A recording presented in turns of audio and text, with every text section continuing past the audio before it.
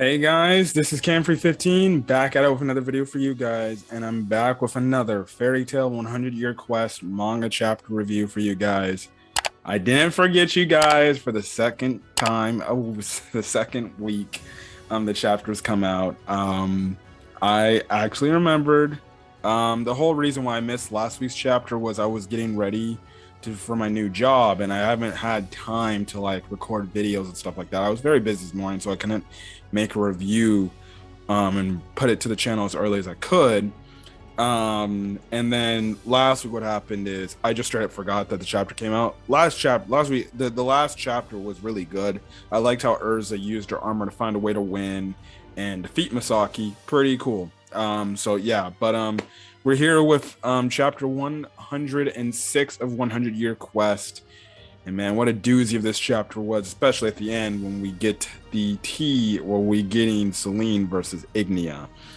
Anyways, let's get to it. So this is chapter 106 titled Flame and Moon. Now, the cover page is of Gajil and Levi, and Gajil is creating, I guess you can say, a gear iron baby, I guess you can say, not carriage, what are those things? A little baby bed, I guess you can say, for their newborn baby that Levi is going to have. I can't wait for that eventual that eventual moment to happen. It's gonna be a very big moment. Again, happy for the two. Anyways, obviously, like I said earlier at the start of the video, Erza defeated Misaki in the last chapter. They get transported out of the blue dimension, and Erza and Misaki are both back. Now, Erza coming out feels immeasurable pain and everything because she took a lot of damage, and stuff like that. But obviously, it's like this damage is like dang near killing her. But Wendy shows up in the nick of time and uses Sky Dragon's breath to relieve Erza of her pain and pretty much, in a way, somewhat heal her.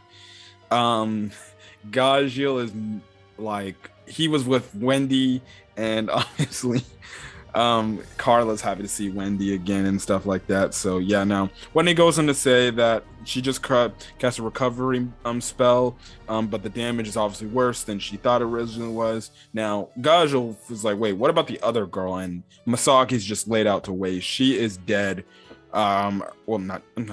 She's not dead, she's knocked out, and passed out. Her clothes all ripped up, of course. Mashima Trove, you can see her boobs, and stuff like that. But whatever, I digress. So yeah, now Gray makes a mention of the fact that the odds were totally against her, and she somehow won. Yes, I know.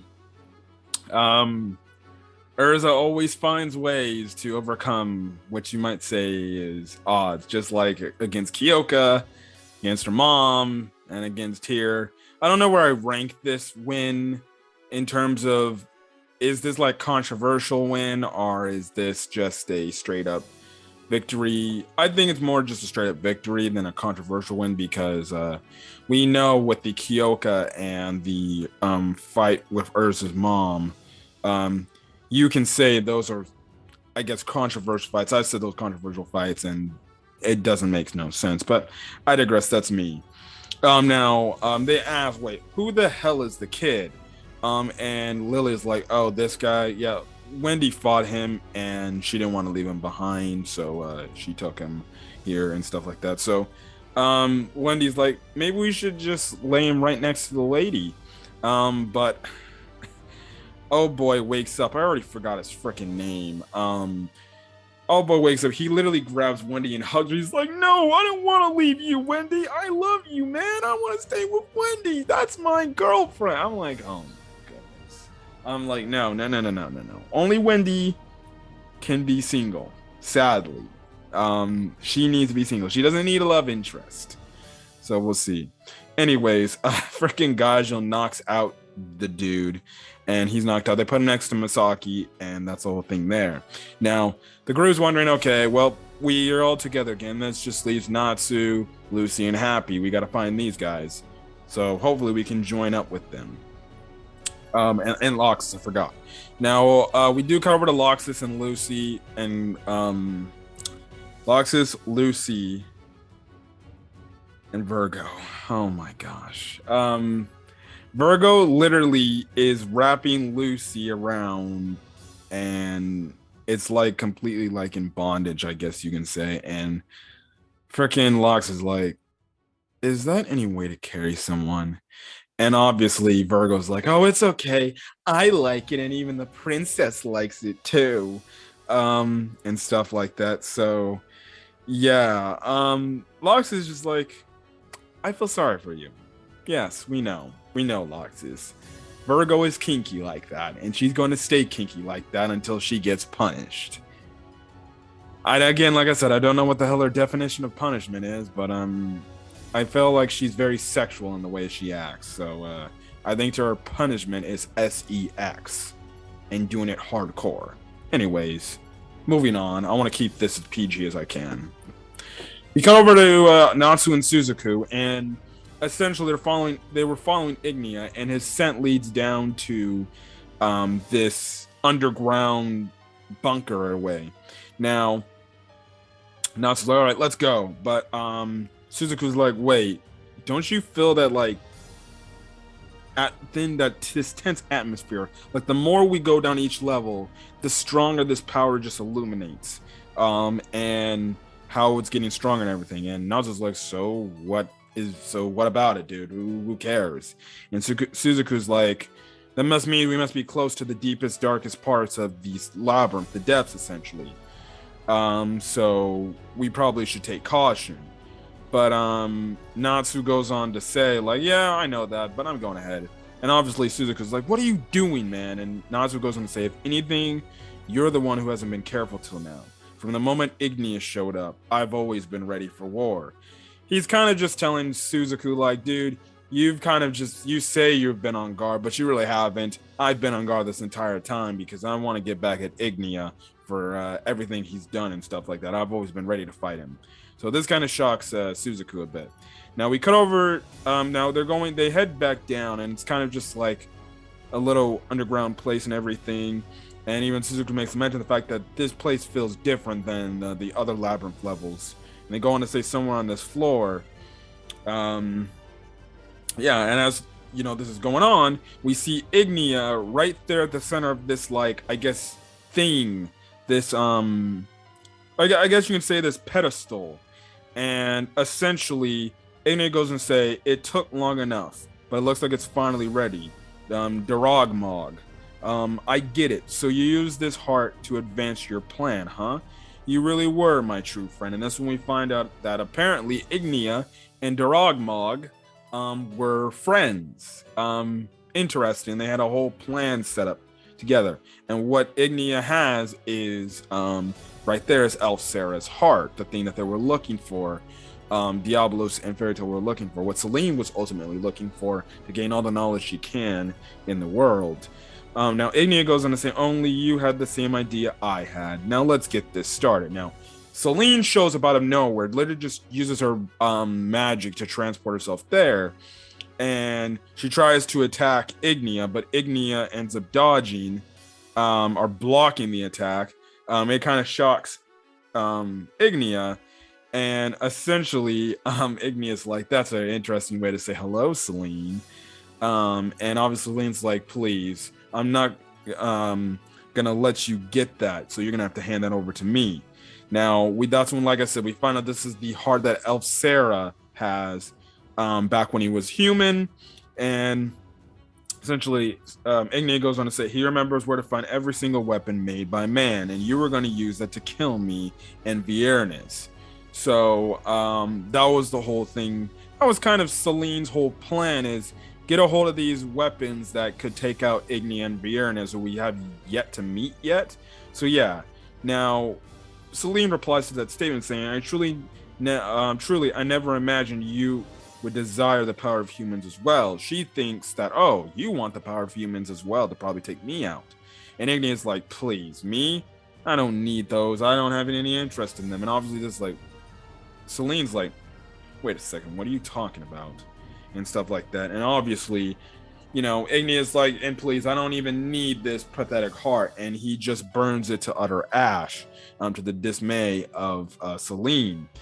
We come over to Elsera, and he collapses over, and he looks like he is probably dying now, which is not good at all, and stuff like that. So his bird friend is like, you need to hang in there, Elsera. Anyways, Ingnia goes on to a statement telling Selene Dorogmog was using that heart to advance a certain plan of his, or should I say, a plan of mine. Now he goes on to say that face, it's as if you can already take a guess. I won't let you. Now, as they continue to talk, their scales start to form because they're starting to transform into dragons. And Ingnia asks Selene a question. He's like, why are you taking the side with the humans? And essentially, Selene's like, it's because our age is over. The age of dragons is dead. It's extinct. And as Ingnia is transformed into his dragon form, he's like, oh no, it's not. It's only the beginning. And they're both, you get this crazy big spread, full page spread of both these two in their dragon forms. And Ingnia replies by saying, I'll turn every trace of you to ash, Selene. And Selene replies to the statement by saying, not before the moon's distortion erases you, Ingnia. And the chapter ends off with Suzaku and Natsu looking at this battle about to take place in Behold, and they're like, that's Selene and Ingnia. That's where the chapter ends. We have to wait a week, 2 weeks till we get chapter 107. I thought this was a really good chapter. We finally see the whole thing. It's kind of convenient that Ingnia found the place, but then again, he said him and Dorogmog were friends, so I guess it would make sense that he would know the location of the heart Elsera is at, and stuff like that. So yeah, it's also pretty interesting from the standpoint. I don't know if I'm correct in this, but correct me in the comment section about the whole plan. We don't know what the plan between Ingnia and Dorogmog was, and why Dorogmog was fueling Ignia's true plans. I don't believe we know that yet. If we did, again, correct me in the comment section. It's been a while. So that's the whole thing there. And again, Ignia's asking the question to Selene, why are you setting up the humans now? With me, Selene, I guess is in a way that's kind of somewhat ways makes Selene a good guy. But at the same time, she still gives those evil things. Maybe she just hopes to run Diablos and just live out in peace and stuff like that. And it seems like she doesn't really mind living out in peace with the humans. She's already come to the whole thing of like, our age is done. Our era is over. The era of dragons is dead. We had that, and guess what? That went extinct. So it's time to move on. The humans are the ones that rule the world. So I'm fine with living amongst the humans. They don't tick me off. They don't piss me off. They don't do anything that gets under my skin, as long as they don't bother me. But obviously, Ingnia doesn't like humans. And yeah, that's the whole thing that would come to blows. Now, I don't know if Natsu and Suzaku will get involved, maybe help Selene in trying to take down Ingnia. We'll see where the fight goes. Honestly, I just hope we get God Dragon versus God Dragon full on next week, and stuff like that. But I just feel like we could be getting potentially maybe the death of Selene in the coming chapters, because if you follow just any anime logic, when it comes to former antagonists coming across a new antagonist for the story, typically the new antagonist always wins to show off how stronger they are compared to the old antagonist, to show our hero how much stronger our heroes have to get in order to combat him. So I would not be shocked if Selene gets defeated. She's definitely going to get defeated by Ingnia. It only makes sense, because that's how the story should go.